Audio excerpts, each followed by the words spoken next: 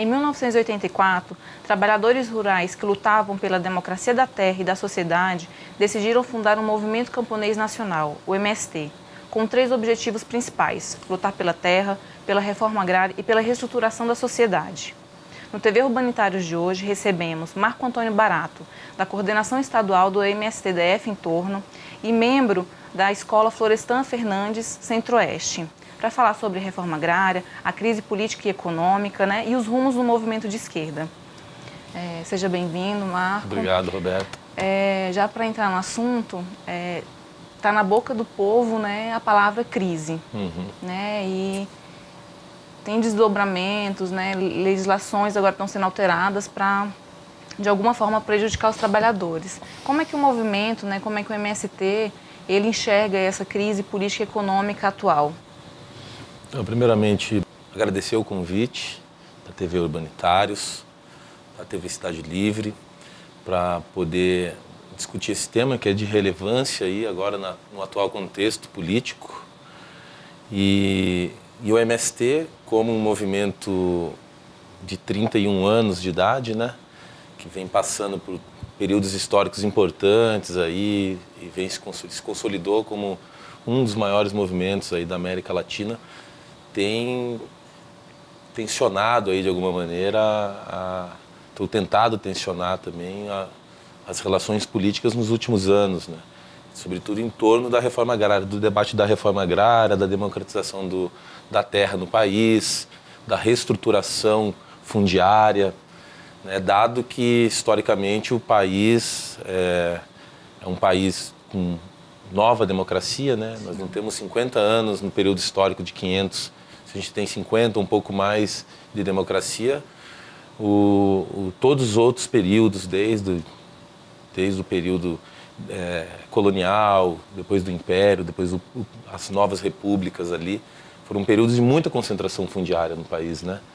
Períodos onde a terra, de muita exploração da terra, muita exploração do trabalho, expulsão de trabalhadores, opressão em cima de indígenas, trabalhadores rurais, camponeses, escravagismo, miséria, né? E esse processo gerou uma intensificação da industrialização, uma intensificação dos bolsões de pobreza na cidade, né?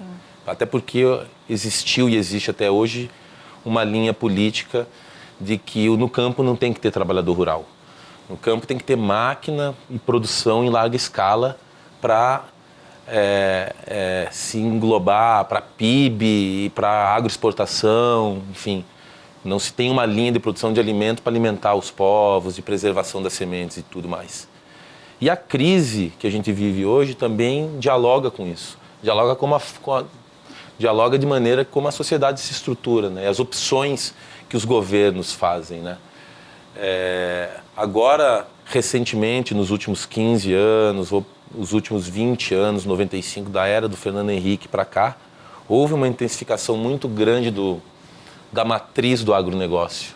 O país, os governos, a estrutura fundiária, a estrutura política, ela, seguindo orientação internacional, ela optou, né, ideologicamente pelo agronegócio, pela expansão do agronegócio, pela expansão do latifúndio. Então, o agronegócio hoje ele não é só o latifúndio. O agronegócio hoje é um conjunto de fatores que envolve desde o controle das sementes, dos agrotóxicos, controle internacional das terras, controle do trabalho. Tudo isso se consolida no agronegócio. Então, o agronegócio hoje ele é muito forte por conta disso. E a gente vive uma crise inclusive de valores, uma crise ética na política hoje, justamente porque nós não temos os partidos políticos, os governos, eles não têm força real para, nem pelo voto e nem de forma nenhuma, nem organicamente nos seus partidos, na sua militância, não tem força real de transformar a estrutura política, transformar os 3 poderes. Ela já é enrijecida, né? Então, quem entra nessa estrutura, quem disputa esse Estado hoje, está fadado a seguir as orientações de uma classe dominante econômica muito forte. E hoje, a economia domina a política. Já foi o tempo onde a política era o centro. Hoje a economia é o centro, então a economia rege a política. Então hoje quem tem dinheiro, então, as grandes empresas, a classe dominante do primeiro escalão é quem hoje domina a política. Então todo o jogo político está em torno disso. Então a crise ela passa por isso. Hoje nós temos um governo democrático, popular, que é o governo do PT, que nós ajudamos a colocar, sim, inclusive, mas que não respondeu e não responde aos interesses da classe trabalhadora.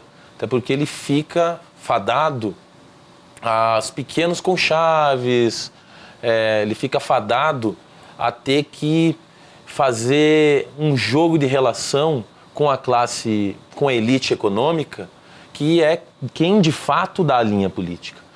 Então, o fato de você ter que reestruturar ministérios, o fato de você ter que fazer governos de composição com partidos que representam outros interesses distintos do interesse do Partido dos Trabalhadores, no caso específico, faz com que gere uma grande contradição, né? Uma contradição no seio do PT e uma contradição política também. Porque quem paga a conta dos ajustes fiscais, do arroxo fiscal, quem paga a conta da corrupção, quem paga a conta dos processos políticos que se desdobram dentro do Congresso, é a classe trabalhadora, é o mais pobre, é a ponta, é a outra ponta, né? E então, assim, a crise, ela é uma crise que a gente tem que entender que ela não é uma crise específica do Brasil. Sim. E também nós temos que avaliar direito que crise é essa. Porque alguns estão em crise. Pode ter certeza que a classe dominante, a elite econômica, não está em crise, né? A classe média está em crise, a classe trabalhadora está em crise. Agora, os efeitos dessa crise que a gente tem que analisar melhor. Há uma campanha muito forte da direita, que não aceitou também a derrota nas urnas, e daquela ultradireita, né, que pede a intervenção militar, de tentar, e da mídia hegemônica, sim, as grandes redes de telecomunicação, de tentar desestabilizar um governo democraticamente eleito aí, gerando uma crise, tentando gerar no ideário da população uma crise em proporções que, na verdade, não é a proporção real. Até porque o mundo está em crise. Não se fala que a China está em crise, por exemplo. Não se fala que a União Europeia está em crise, agora com a questão da imigração lá na Europa. Os Estados Unidos estava em crise há pouco tempo atrás. Hoje, quem sabe, acho que é o país que conseguiu mais se estabilizar. A América Latina, praticamente, no geral, está em crise, com exceção da Bolívia, que vem com um crescimento econômico acima da média. Os outros países também estão passando por crises. Então, o capitalismo está em crise. Então, a gente tem que analisar esse processo maior, para poder analisar os processos locais. A Ásia, a África e o Oriente Médio está em crise histórica, né? E a gente não vê, e existe correlação nisso. Sim. Então, assim, o MST entende isso. A gente está tentando analisar essa crise de forma geral. E o planeta está em crise e o capitalismo, no nosso entendimento, está em crise. Só que a elite econômica do país e os partidos de direita... E a forma de se reestruturar é essa, como você falou, né? De colocar na ponta, né, para o trabalhador pagar a conta. O trabalhador que paga a conta, né? Com toda certeza. Você falou, né, que, né, a elite econômica é quem domina, sim, né? Hoje a política. Uhum. E como é que é? Porque hoje a gente tem uma composição no Senado e na Câmara muito mais empresarial do que, né, em outros períodos. E como é que vocês avaliam esse aumento considerável aí do empresariado no Senado, na Câmara? Não, para nós, a maior derrota da classe trabalhadora e uma grande derrota imposta a nós, do MST, foi a última eleição de composição da Câmara Federal ali, do Congresso Nacional, né? Tanto o Senado quanto a Câmara Federal praticamente dobrou o número de empresários, tanto dos empresários que discutem ou que articulam nas cidades, né, investem nos grandes centros urbanos, quanto o grande empresariado do agronegócio. Hoje, para você ter uma ideia, mais de 50% dos deputados federais são empresários, grandes empresários, médio a grandes empresários. E 45% são a bancada ruralista hoje, ela representa 45%. Então, ela aumentou extraordinariamente. Hoje nós temos parlamentares do campo popular ou que dialogam com a agricultura camponesa, com a agricultura familiar, nós temos 4, 5 parlamentares. Então, assim, como a democracia representativa, que é a democracia que o Brasil vive, como ela se organiza, financiamento empresarial de campanha, hoje as grandes empresas financiam os principais candidatos, praticamente o poder econômico que elege o candidato, seja o executivo, seja o legislativo. Então, da forma como ela se organiza, a democracia representativa, a classe trabalhadora ela vai sempre sair perdendo. Porque se a economia rege a política, hoje os grandes meios de comunicação também que dominam a economia e os grandes empresariados, as grandes multinacionais que financiam campanhas, eles vão sempre ter a condição ideal, concreta e real de eleger os candidatos que vão representar os seus interesses, porque tem muito poder político, poder econômico, tem muito dinheiro investido nessas campanhas. Sim. Então, a composição ela é extremamente ruim para a classe trabalhadora. Ela é muito desigual.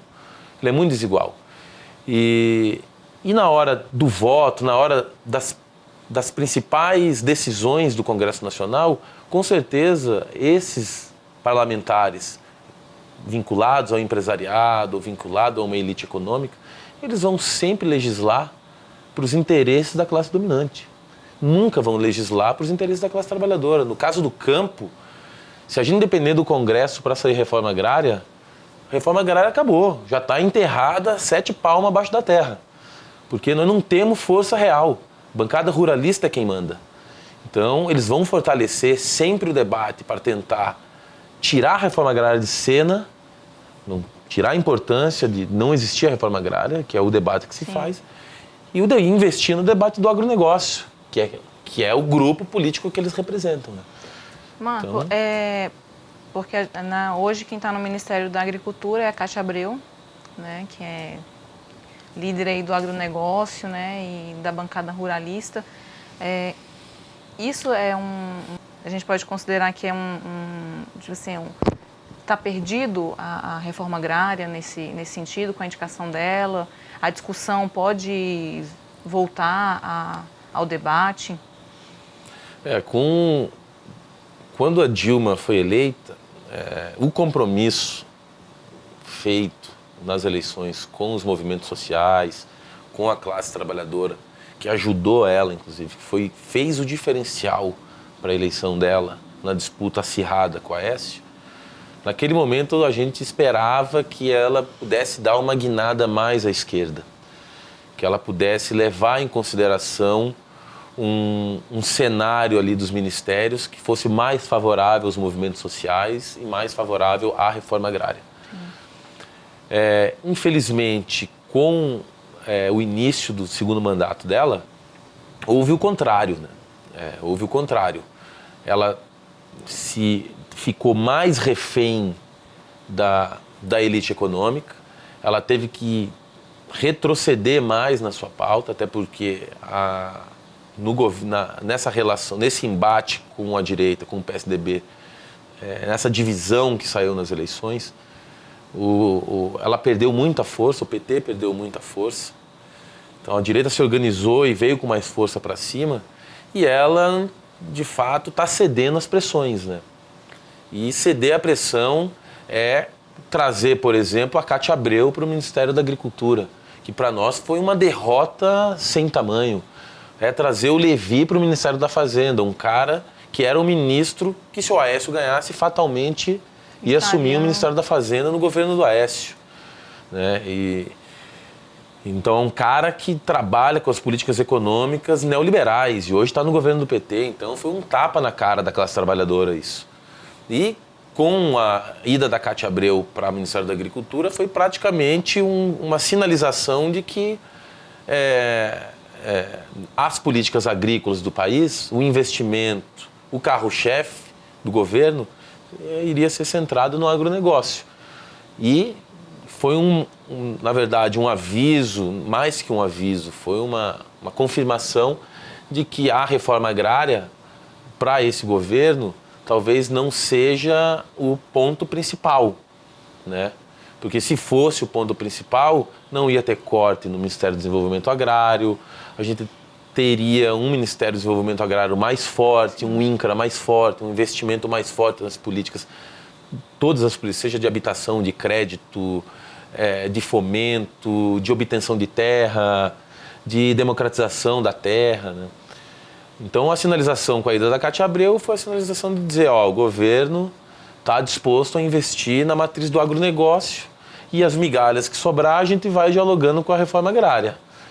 E agora há uma pressão muito forte de acabar com o Ministério do Desenvolvimento Agrário e pegar o INCRA e o MDA e botar como uma secretaria do Ministério da Agricultura. Ou seja, seria cada vez mais o processo da reforma agrária. Mais do que isso. Praticamente enterraria de vez a reforma agrária, porque a reforma agrária estaria nas mãos da Cátia Abreu. E aí a gente sabe bem os interesses que ela representa, né? Ela, inclusive, é a presidente da Confederação Nacional de Agricultura, grande entidade do agronegócio. Então, está extremamente desfavorável para os movimentos que lutam pela terra, por MST, o cenário agrário no país está extremamente desfavorável, né? Como é que você avalia porque o governo ele tem investido no agronegócio, né? Tem dado subsídios cada vez maiores para o agronegócio se ampliar, em detrimento aí da agricultura familiar, né? Como é que o movimento, qual que é a avaliação de vocês assim, nessa questão? A avaliação nossa é clara. A gente, ela dialoga com o orçamento anual que o governo dispõe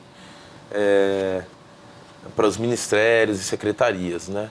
Houve um corte substancial nos investimentos das políticas sociais, foi o forte do governo Lula. Então bateu no teto aquela política de investimento social. Esse ajuste fiscal, ele é um ajuste fiscal extremamente conservador, medroso. Então o governo ele deu vários passos atrás, porque ele corta na carne do trabalhador, né? Então, secretarias ou ministérios centrais que dialogam, por exemplo, no caso da reforma agrária. Hoje o INCRA, ele teve um corte comparado com o ano passado a mais de 50% de corte. Então, se você pegar a verba que o INCRA recebe, a verba que o Ministério do Desenvolvimento Agrário como um todo recebe, ele tem que articular e distribuir dentro das secretarias. Então tem a Secretaria de Obtenção de Terra, a própria assistência técnica, o PRONERA, o Programa Nacional de Educação da Reforma Agrária. Então tem que distribuir em todas essas. Se você for comparar o recurso hoje, o orçamento do Ministério do Desenvolvimento Agrário e o orçamento do Ministério da Agricultura, Pecuária e Abastecimento, o MAPA, o Ministério do MAPA, ele recebe de 10 a 15 vezes a mais o recurso. Eu não vou te precisar agora o valor que está nesse ano, mas demonstra claramente que o Ministério da Agricultura hoje recebe um orçamento do governo de 10 a 15 vezes maior que o Ministério do Desenvolvimento Agrário, que é o ministério que dialoga com as populações camponesas, as pequenas populações da reforma agrária. Sim. E outras populações, né, quilombolas e tudo. Então, assim, para nós é claro a linha política que o país optou e que o governo também optou, que se a gente tiver que paralisar os pequenos ministérios, depois a gente vai levando em banho-maria os movimentos, para não paralisar as grandes obras e também os grandes latifúndios, o grande agronegócio, o subsídio ao grande agronegócio, eles vão optar de não paralisar o subsídio ao grande agronegócio. E isso é claro, é uma opção política e ideológica desse governo, até porque a burguesia agrária, hoje o grande empresariado do agronegócio, eles têm relações desde as campanhas, né, de financiamento. Sim. De campanha, até relações de lobby com o governo que vai caminhando, né? Então, vou te dar um exemplo rápido, Roberta. A Friboi, a JBS, que é a empresa que comanda a Friboi, a Seara e a Sadia, e a Vigor, que comanda lá pequenos laticínios e tudo. Essa JBS, ela foi a que mais investiu nas campanhas eleitorais na última eleição. Então, ela investiu, foi a empresa que mais investiu nas 3 principais campanhas, do PT, do PSDB e do PSB da Marina Silva. Ou seja, quem desses 3 ganhasse, depois a JBS ia cobrar a fatura. Sim.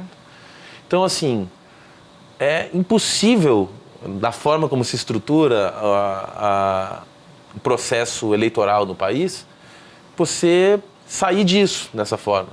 Então, fatalmente, o governo ele tem acordo com a JBS. Então, que foi lá, a JBS investiu um dinheiro e falou, ó, se vocês ganhar, depois a gente vai ter que sentar para conversar que a gente já tem uma fatura aqui para cobrar. Mas várias outras empresas atuam da mesma Diversas forma, outras, né? Com certeza. Investem, e é exatamente isso, investimento, né? É investimento na campanha e no candidato para futuramente vir receber a fatura, né? É isso aí.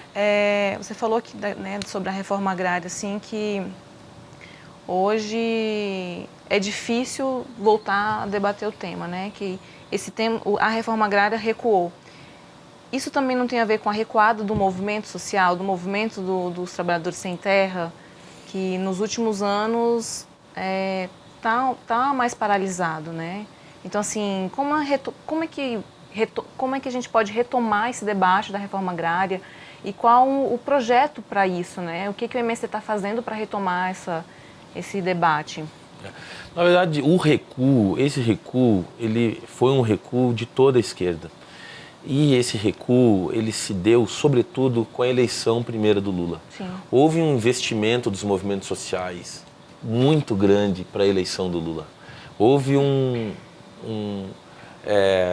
empenho, né? Um empenho grande e também existia os movimentos apostavam muito na eleição do Lula em 2002. Então, praticamente toda a esquerda, com exceção de uma esquerda mais radical, mas toda a esquerda, ela se uniu num projeto democrático popular do PT que representava a classe trabalhadora. Sim. Com a eleição do Lula em 2002, e ao passar dos tempos, os primeiros 2, 3 anos, a gente foi começando a observar, a esquerda como um todo foi começando a observar que o governo não seguiu um pouco a linha que os movimentos esperavam, né? Então, existiu alguns movimentos nesse processo. Um primeiro movimento foi um movimento de cooptação da esquerda. Então, parte da esquerda adentrou ao governo. Então, a esquerda ela sempre foi oposição. Quando ela passou a ser governo, ela teve que aprender a lidar com isso. Então, parte da esquerda, os movimentos sindicais, toda a esquerda, uma parte grande dela, adentrou o governo para ajudar a construir o governo. Só que o perigo é que, se a gente não consegue separar o que é ser governo e o que é ser movimento social ou partido de esquerda, isso gera algumas complicações. Na minha avaliação pessoal, foi um pouco do que ocorreu. Não só o PT, mas grande parte da esquerda que estava ali apoiando e que adentrou o governo, as secretarias, enfim, esqueceu que era movimento, esqueceu que era esquerda e vestiu por demais a camisa da institucionalidade, a camisa do governo. Então, deixou de fazer o debate e se criou uma bola de neve de garantir cargo, de garantir poder, de se garantir nos espaços ali. Isso enfraqueceu a esquerda. A esquerda perdeu o seu poder real. O MST é fruto nesse período histórico. O que difere o MST do restante do parte da esquerda é que o MST não deixa de fazer luta. A tática de luta do MST não deixa.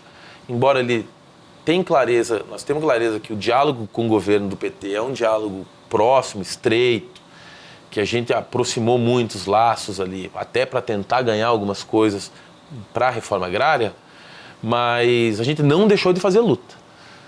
O governo, toda vez que operou alguma medida que prejudicasse a reforma agrária ou prejudicasse os trabalhadores, o MST não deixou de dar lá a sua batidinha, né? Logicamente entendendo que o governo do PT, a Dilma, não é a inimiga central. Os inimigos estão por detrás dela ali. Mas ela acaba, se representa os interesses dos inimigos, ela acaba que vai apanhar por tabela também. Porque se não representa os interesses dos trabalhadores, a gente fatalmente vai ter que fazer luta. E parte do movimento sindical, parte dos partidos de esquerda deixaram de fazer luta. Porque se acomodaram de alguma maneira também com a vinda do PT. Agora, no cenário atual, dialogando com agora, o cenário começa a mudar. A gente vê o movimento sindical, a CUT, vários outros movimentos, tomando uma posição de enfrentamento. O MST tomando uma posição de enfrentamento, vários outros movimentos urbanos, outros partidos tomando um posicionamento de enfrentamento. Há um modelo, inclusive dentro do próprio PT, há um grupo forte que não concorda, não vem concordando com a política de ajuste fiscal que o próprio governo está fazendo, com as políticas econômicas do governo. Então, está existindo um movimento agora de retomada da esquerda para assim, ou a gente agora sai para a rua e vai disputar na rua, ou a direita vem com força e toma tudo de novo, né? Então, é um pouco esse movimento. Então, é um movimento que tem seus altos e baixos aí nesse processo de 12 anos, 14 anos, né?